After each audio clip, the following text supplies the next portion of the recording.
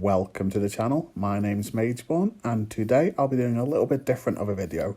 Instead of reviewing a game after 100% completion, I'll be reviewing a Gotham Knights after giving up on the 100% completion.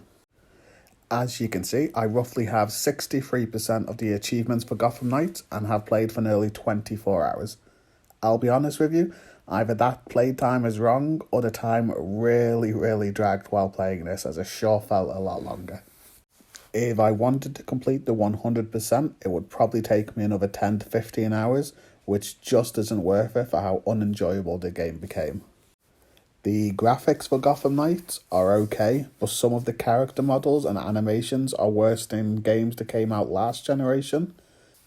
The world does feel lived in, and Gotham is always a great backdrop for a game. I think one of the major problems Gotham Knights suffers from is its comparison to the Arkham series. If it did not feel like a worse version of those games, I wonder if me and most other people would have enjoyed it more.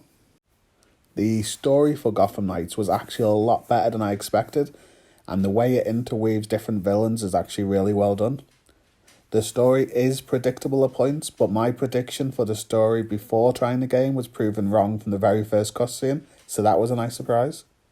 The four main characters all have different abilities and travel powers, and having 4 different characters I think actually hurts the game more than adds to it.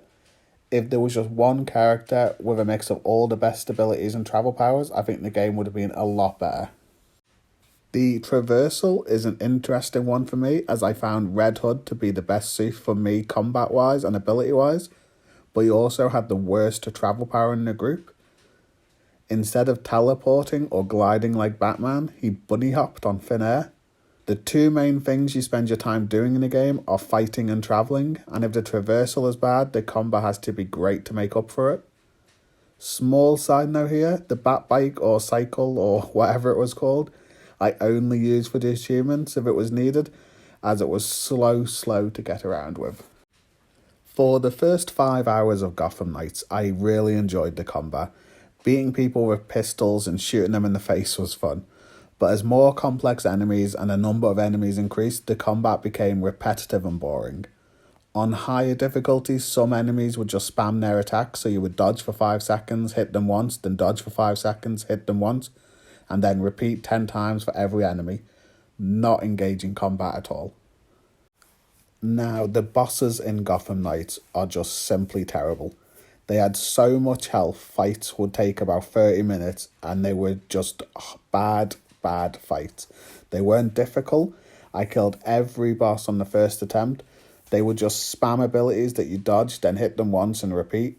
Sound familiar? Yep, whoever programmed the AI for bosses did the AI for normal enemies too.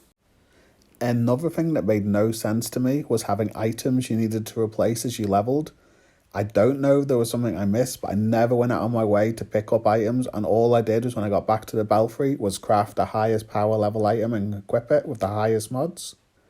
It reminded me of the item system on Avengers, just adding a system to make people's game take longer. There was one major issue I had with the game from the very first moment I could move my character. No matter what you were doing, when you moved your character, it would either move a little too much or not enough. Trying to interact with anything always took 2 attempts to get to. Having traps in some levels that required perfect movement was beyond aggravating, and I nearly gave up on the game then. However, saying all that, I was still going to 100% Gotham Knights, until I got to the heroic assault content. It's supposed to be done in a group of 4. In 5 hours of trying, I found one other person to do it with, so I soloed the first 9 levels, which was fine if a little tedious. Level 10 gave me a laser I had to escort. It would turn itself off and you would have to activate it again while 20 enemies attacked you. Solo, this was simply impossible. These missions were already taken roughly 10 minutes ago, and I had to complete 30 floors of it getting harder each time. Could I have managed to do it solo? Probably. But do I want to waste hours of my time on a game that isn't enjoyable to play doing that? No. I got Gotham Knights in a sale. It cost me £15. As a £15 game, I would give it a 5 out of 10. But as a full price game, I would struggle to go over a 3 or a 4.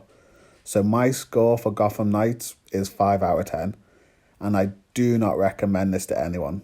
If you want to play a Batman game, grab one of the Arkham series.